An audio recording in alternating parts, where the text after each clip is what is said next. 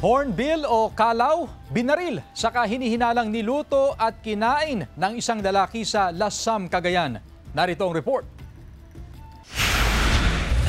Nakitang nahuli ng mga aitas na isang Bruceros hydrocorax.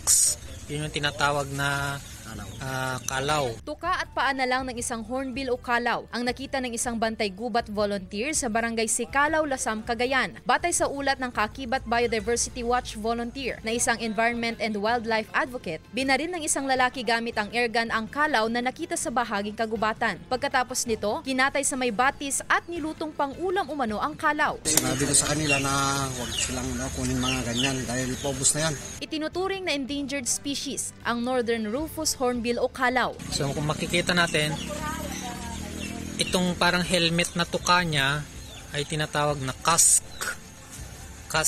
So napakalaki. So endangered species po ito.